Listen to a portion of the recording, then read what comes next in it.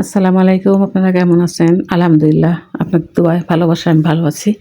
তো আমি আরেকটা নতুন ভিডিও নিয়ে চলে এসেছি। আজকে আমি মেহমানদের জন্য একটু ভালো কিছু স্পেশাল রান্না করব। তাই এখানে আমি মুরগির কোরমা রান্না করছি। এই যে মুরগির মাংসটা সুন্দরভাবে একটু ভালোভাবে কষিয়ে নিয়েছি সমস্ত মসলা দিয়ে।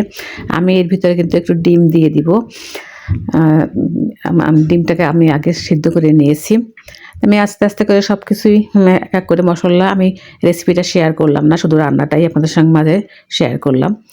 এ দেখুন আস্তে করে এটা হলো কাজু বাদাম, পেস্তা বাদাম, তারপরে যা, যা দিতে হয় এগুলো আমি মানে সব কিছু তো প্রকাশ মানে বললাম না আপনাদের কাছে। আর এখানে একটু সসও দিব। তাই আমি সেই সসটা যে ঢেলে দিলাম। এখন আমি এটা ভালো সুন্দর করে নেড়ে চেড়ে এর ভিতরে আমি যে ডিমটা সিদ্ধ করে রেখেছিলাম ওই ডিমটা এর সঙ্গে দিয়ে দিব। এখন একটু দুধ দিয়ে দিলাম। আমি দুধ আর পানি একসঙ্গে মিক্সড করে দিয়েছি। এই যে একটা এখন সুন্দর করে একটু নেড়ে চেড়ে এটাকে আমি রান্না করে নিব। আমি এর সঙ্গে আবার বিরিয়ানিও রান্না করব। কোরমার সঙ্গে বিরিয়ানি। এই যে ডিমটা দিয়ে দিলাম, কাঁচামরিচ দিয়ে দিয়েছি একটু ফালি করে। তো এটা আমার আস্তে, আস্তে রান্না করা শেষ হলে আমি বিরিয়ানিটাও রান্না করব। বিরিয়ানির মাংসটা আমি আগে রান্না করে রেখেছি। তারপর আমি বিরিয়ানির চালটা আগে এই যে বসিয়ে দিয়েছি। এর ভিতরে আমি শাহি জিরা, গরম মসলা, পুদিনা পাতা দিয়ে আমি আদা সিদ্ধ করে চালটাকে সিদ্ধ করে নিব। তা আমি এই যে আদা সিদ্ধ করে চালটা নিয়ে নিয়েছি। আর মাংসটা তো আমি আগেই রান্না করে রেখেছিলাম। এই যে আমার সেই গরুর মাংস। আমি এখন ভাজে, ভাজে করে কিভাবে দমে দিব বিরিয়ানিটা এটাও আপনাদের মাঝে একটু শেয়ার করব। এই যে আমি প্রথমে বিরিয়ানির চালটা দিয়ে দিয়েছি। আপনারা অবশ্যই একবার আমার মতো ট্রাই করবেন। সবার মতো একবার করে ট্রাই করে দেখতে হয় যে কার বিরিয়ানিটা কীরকম টেস্ট হয়। তা আমি মনে করি হয়তো আমার মতন আপনারা রান্না করলে আপনারা হয়তো ভালো একটা টেস্ট পাবেন। আর এখানে আলু বোখারা, পুদিনা পাতা, ধনে পাতা, কাঁচামরিচ নিয়েছি। এখানে কিশমিশ নিয়েছি। তারপরে ওই যে কেওড়ার জল নিয়েছি। আমি এগুলো সব কিছুই দিব। তা আমি প্রথমে বিরিয়ানির ভাতটা দিয়ে একবার মাংসটা সুন্দরভাবে দিয়েছি। এখানে একটু ফুড কালারও নিয়ে নিয়েছি। আর এই যে এটা হলো বিরিয়ানির মশলা আমি ওইটা একটু উপরে ছিটিয়ে দিব আর ঘি নিয়েছি। তাই দেখুন আস্তে, আস্তে করে আমি পুদিনা পাতা, ধনে পাতা, কিশমিশ, তারপরে হলো বিরিয়ানির একটু মশলা, কেওড়ার জলটা আমি আর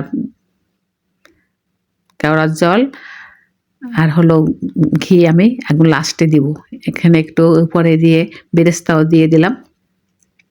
এখন আমি আবার আরেকবার পোলাওর ভাতটা উপর দিয়ে মাংসের উপর দিয়ে দিব। আমি এরকম কিন্তু ৩ বার দিব। তাই প্রথমবার হয়েছে আমার দ্বিতীয়বার এই যে সুন্দর করে দিয়েছে। এই যে আমি আবার আরেকবার সেমভাবেই এটাকেও সাজিয়ে নিলাম। তা আমার ভিডিও যদি আজকে আপনাদের ভালো লাগে অবশ্যই একটা লাইক দিবেন। প্লিজ একটু সাবস্ক্রাইব করে দিন আমার ভিডিওটাকে। আর ভিডিওটা স্কিপ করবেন না, সম্পূর্ণ ভিডিওটা দেখবেন মনোযোগ সহকারে, খুব ভালো লাগবে। আমার পাশে থাকবেন, ছোট বেল বাটনটা একটু ক্লিক করে রাখবেন। আমি যখন নতুন, নতুন ভিডিও আপলোড করব তখনই আপনাদের কাছে চলে যাবে নোটিফিকেশনটা। তাই দেখুন আমার বিরিয়ানিটা এটা কিন্তু আমি আমার বড় একটা ওভেন আছে চুলার সঙ্গে সেট করা। আমি সেই ওভেনে এটা দমে দিয়ে দিব। আমি আরেকবার এটা আমার তৃতীয়বার রাইসটা দিয়ে দিলাম।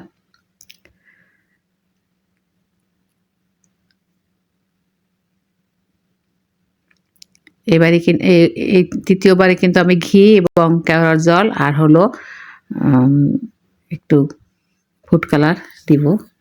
তো এই যে আমি আস্তে, আস্তে ঘিটা দিয়ে দিলাম। এখন একটু ফাঁকা করে, করে আমি ফুড কালারটা দিয়ে দিব। আমার ফুড কালার এবং কেওড়ার জলটা দেওয়া শেষ। এখন আমি দমে বসিয়ে দিয়েছি।